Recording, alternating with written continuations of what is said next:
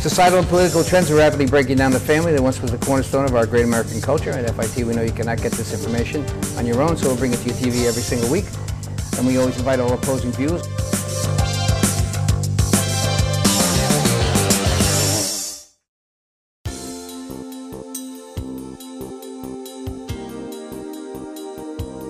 Welcome to another edition of FIT TV and Gray Matters.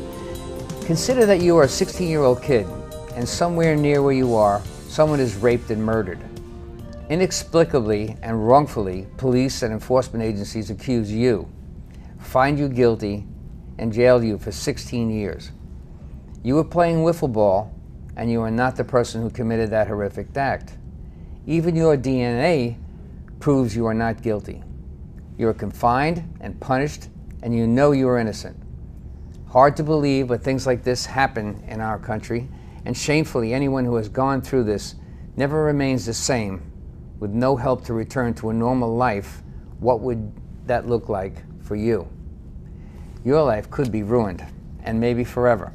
And I have with me the victim of this wrongful conviction, Jeffrey Descovich, from the Jeffrey Descovich Foundation.org. And what he's going to do is give us a little highlight film as to how his life really went during those times. And because he's been here before, this will be the shortened version, right, Jeff? Absolutely, Chris. Okay. Yes, thanks for having me. Again, pleasure to be here. You're welcome.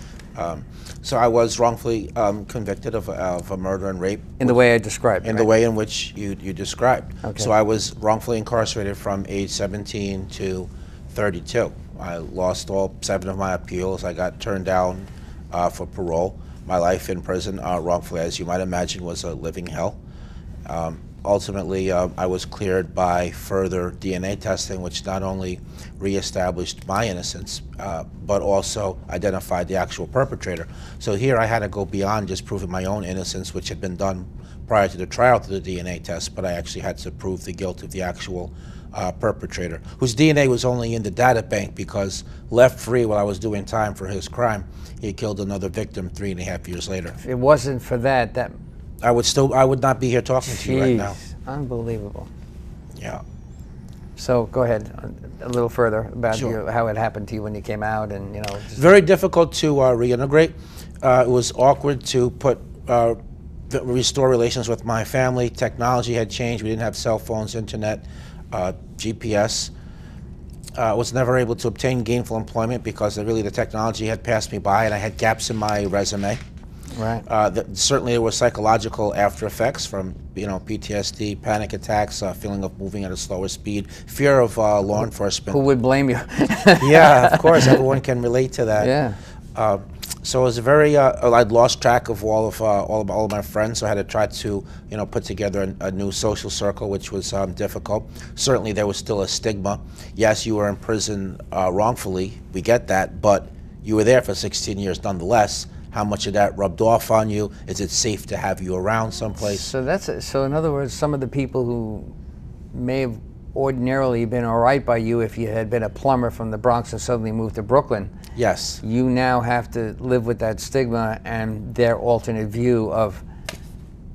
Yes, exactly right. Caution flag. Exactly right. It has implications, just on the economic terms, trying to get jobs, even on the social side, in terms of making friends, or even, dating life. I mean, that is implications for that too. So, wow, yeah. In a way, I feel like I'm still paying for the wrongful conviction even now. Yeah, that's one of the reasons why I use that could be for life. Mentioning in the opening, I was concerned about people not recognizing that even a relatively short, I'm going to say short, really wasn't, but it was a powerful point in your life at 16 to 32 years. To build off of that, I mean, let's just crystallize exactly what we're talking about that I missed. Births, deaths, weddings, high school prom, graduating high school, finishing my college education at a more traditional age, being on my way towards a career and possibly having a family, going through the natural life cycle of development at the normal age, rather than starting from 32 going forward. Sure. And how about trying to remember how things were when you weren't there? You couldn't even remember it. It didn't have a crystal clear relationship to your brain because you really weren't there. You only had to think about, oh, so-and-so got married. I guess that's another thing I'll have to think about, I have to memorize. You had no experience with. Yes, you miss a lot of living of life. Yeah, is right. what you're getting at, and I Yes. agree with that 1,000%. Yes. Yeah, that's unfortunate. So in your work now, because you've taken the ball and you've decided, you know, I'm going to go forward now and take this, drive it to the point where hopefully no one else will be in that place that I was in, which Right. is commendable. Thank you. And you have an organization that you've developed called the Jeffrey Deskovic Foundation for Justice? Yeah, exactly right. So I started the organization using some of the compensation that I received. Our mission is to fight wrongful convictions through raising awareness and seeking changes in the law. Those two things, of course, being by way of prevention. Then we have the exonerative component where we try to free people who have already been wrongfully imprisoned, and we try to help people reintegrate back into society once they are released, because they are released with nothing. I'm thinking you must have a way to measure what someone's been away for and how long as criteria to make these. Yeah, we have a case evaluation form. We look at Okay. certain legal documents and we evaluate whether we, credit the innocence claim, and whether and if we do, is there a way to win the case. In terms of some of the highlights, we've been in existence for about 3.5 years. So our highlights, we helped exonerate one person who was in prison wrongfully for 23.5 the years. Lopez you were That was talking about? William Lopez, I remember yes, the name, as yeah. you remember that. We wrote letters on behalf of 3 people, which persuaded the parole board to release them on innocence grounds. Their innocence was clear from the pre-existing record, but procedurally their cases weren't at the point where they were ready to actually go to court. So as you know, the wheels of justice turn very slow, so it's better to be out while the court process happens. And then we also have helped 4 people reintegrate back into society which had been wrongfully convicted. That's a major thing. Now, determining these people who you would choose to be innocent. Yes. The system is very reluctant to acknowledge that. So here's how crazy it is, Chris. It's not enough to demonstrate that someone's innocent from the court record. They want you to come up with something that wasn't previously known. So you have to go have to outside. you have to prove a negative. So that's great if DNA is available, but that's only 5 to 12%. But if that's not available, then you have to do Forensic investigation. evaluation. Well, you would investigation. look for similar crimes in nearby areas, investigate alternative suspects, interview witnesses who didn't testify, re-interview witnesses who did. How do you get them to come to see you? You have The to go clients? out and get them. You have to No, to get the this, witnesses. No, you have to do field investigation. Yes, You I'm have to saying, have yeah, so how do you- investigators to actually You got to do go that. out and get. You have to go out and get that. You have to go out and get that. It starts from the names and where they actually live at, and then they got to go and speak to them. Hopefully, they're going to cooperate with you. It's a very labor-intensive, difficult process. Does anyone have trouble doing that for you? Thinking that I'm thinking that maybe sometimes people would be reluctant to give you information, or that they may implicate themselves somehow. Those are all obstacles. That happens too. That happens too. Yes, absolutely. And that's the thing. The thing that one of the things that distinguishes us from similar mission organizations, this kind of ties into that point, is most of the organizations in the field will only take on a case if there's DNA in it, because they don't want to dealing with witnesses. So that's one thing. Yeah, fast. Yeah. The layups. Right. That's okay? right. Yeah. So there's the DNA versus non-DNA. We try to clear people through whatever means is possible. Secondly, we advocate for policy changes that the other organizations privately agree with us on, but won't say so publicly, such as holding prosecutors accountable. Thirdly, That's going to be a.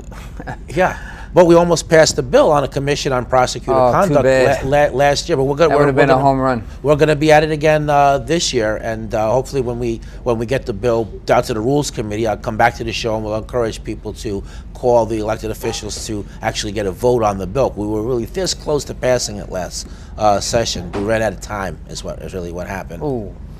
Thirdly, parole is a stopgap measure. Fourthly, we have the reintegrative component. The other organizations acknowledge like short-term housing as a need, but they don't do anything about it. And lastly, we're the only organization started by somebody from my position that has an exonerative component to it. So we're unique. Yeah. What other types of organizations would have the same passion that you would have? Well, there's about 60 similar mission organizations. But not the same passion, I'm Not, thinking. no, there's actually additional, because I'm a first-person right. advocate. Yeah. Yes, I agree. I would think that, that would be like one of the things more attractive to the public. Yeah. But it's been a challenge. One of the difficulties in terms of being a new organization is in terms of until you get your first major donor, nobody wants to be the first in. Until you get the first grant, no one wants to award you a grant. It's hard to find board members because most board members, Don't most have people, that experience. They don't have the experience, or the opposite is true, where they're already on 3 or 4 boards. So now you got to try to catch people that have the right network, but that aren't already all boarded up, so to speak. Yeah. Oh, geez. Well, how long has this organization been? We've been around Either for we've been around for 3.5 years, so we're kind of like the new kids on the block. I mean, I think we have some good accomplishments, but certainly we need to be able to keep going, and that means getting more support from the public. Well, do you know what other than what you just said, what type of person then, unless they were in and had a chance to look for money for you or be in that zone, how would you get people? Well, I think people who have a strong moral compass, who care about criminal justice reform, or maybe people who learn about it and they're moved. So there's the financial aspect in terms of being a board member, or being a donor, or you could be a connector in terms of people who have those ability. But then there's also professional organizations that could donate like an in-kind service. I mean, whether that's lawyering, What was in-kind? In-kind donation. So that means rather than giving money, you give a service that you sell. Okay. So it might be someone who works in public relations. It might be someone who's a grant writer. It might be someone who has a law firm, or it might be. Let's say I do divorce mediation. So let's Yes. say one of your clients is having difficulty in their marriage and they need counseling, or they want to be able to get a divorce that's simple.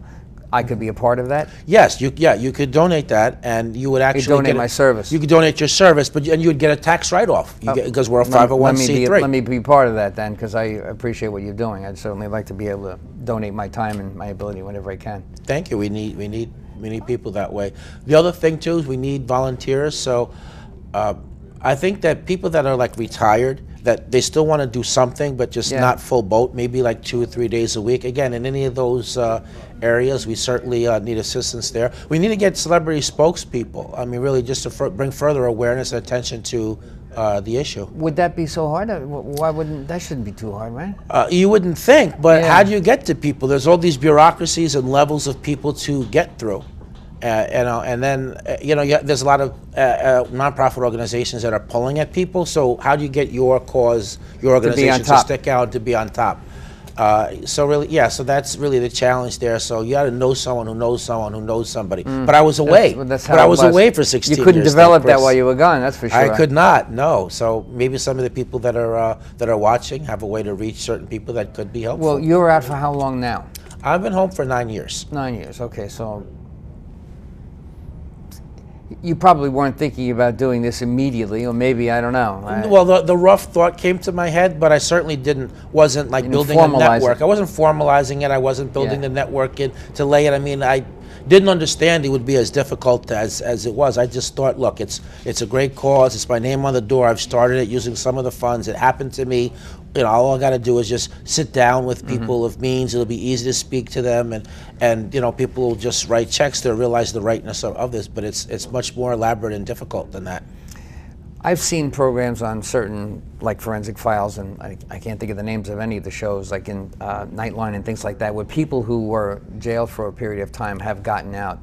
But I always, you hear about what got them in, you hear about what it was like for them to be in, and you see that they got out, and they talk about the connection, and then whoosh, vacant air passes that, because I don't remember any of them. I think I remember feeling the pain of these people not being able to get back into life. Right. So.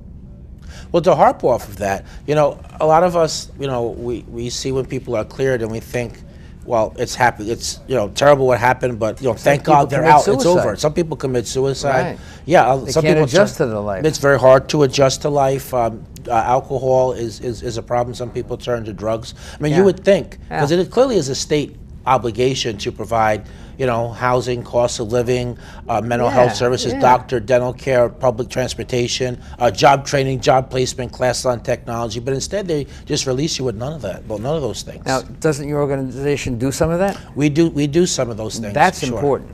Yes. I mean, to me, the reintegration key to mental health, to the individual's return.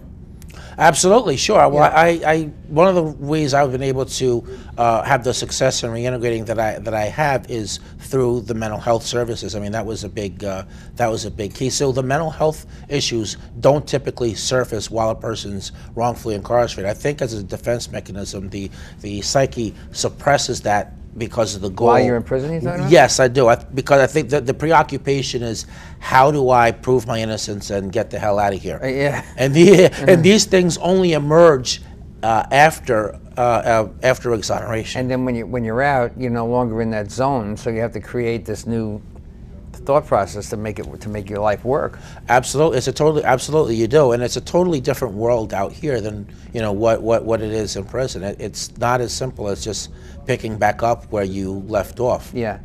Well, a small relationship to this issue, like when I was in the service, I was drafted, sometimes the first few months that you're away, you're totally under somebody else's control, confined to barracks, confined to this and confined to that.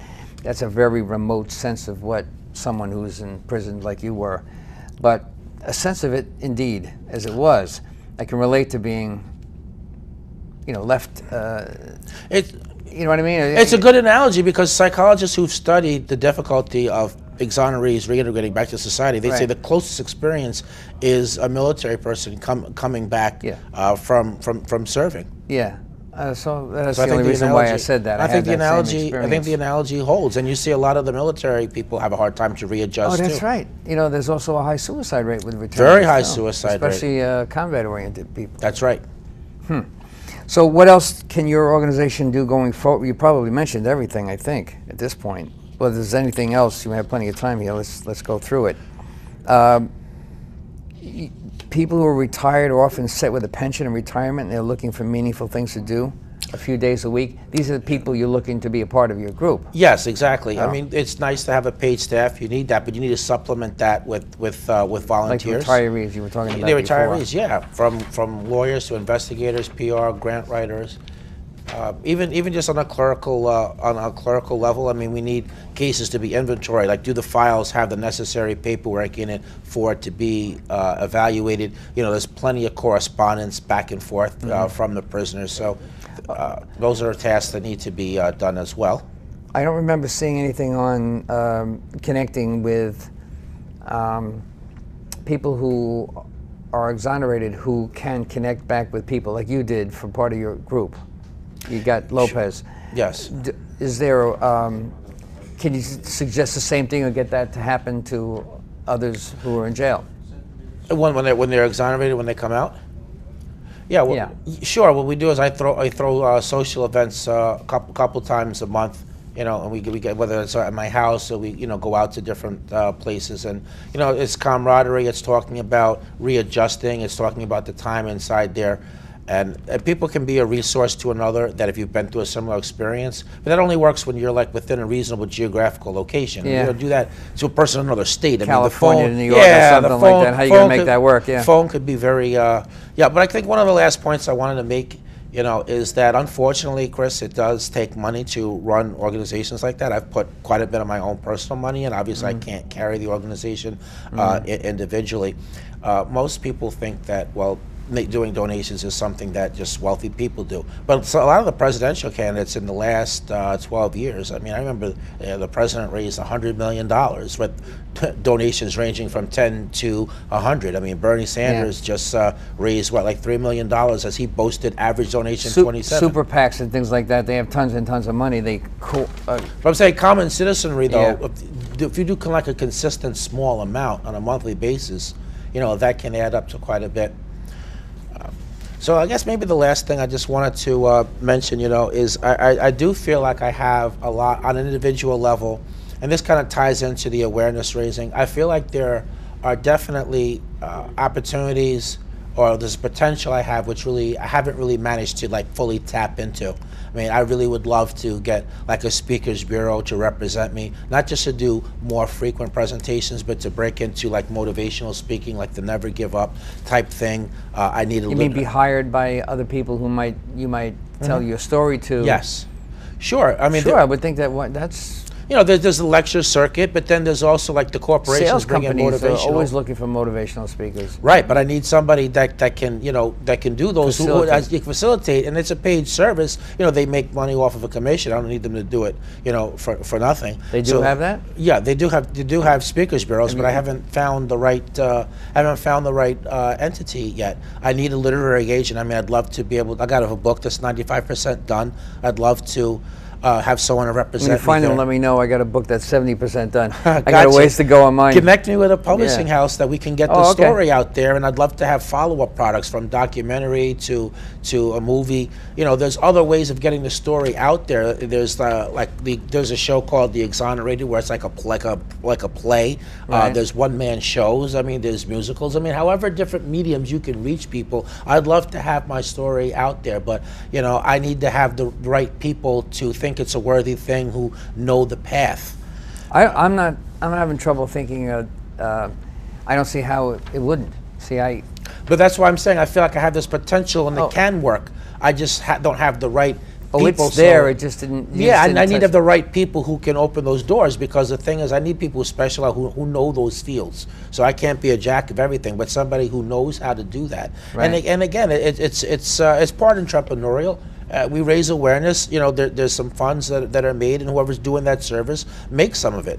So it's kind of like a win-win scenario. So if you were theoretically to get Ace Hardware to talk about their sales force and to generate sales, they have to persevere. So you bring out the fact that to make a relationship between good sales and staying with sales. You can say that, well, I was fighting all the time. I fight all the time. I was selling myself. I mean, I just didn't give up. I didn't take no for an answer. I kept looking for different angles. That's what I'm thinking of. Yeah. So you probably we have to make the right connection.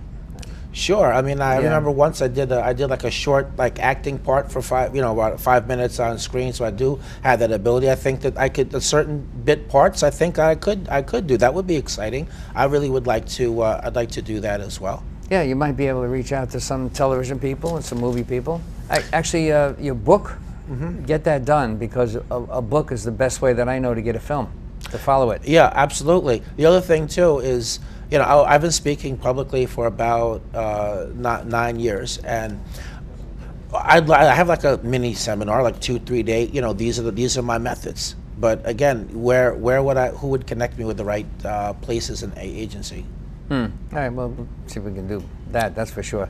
Okay. Do everything we can. Thank you very much, Jeffrey Descovich, and we'll do the best we can for you. Also, the website's coming up on your on the credits, and we wish you the best of luck. Thank you so much for having us. Always a pleasure. Great work you do. Nice, thank you very much. We're doing the best we can. You're doing very good. Societal and political trends are rapidly breaking down the family that once was the cornerstone of our great American culture, and at FIT, we know you cannot get this information on your own, so we'll bring it to your TV every single week. My name is Chris DiMaggio, and I thank you very much for watching FIT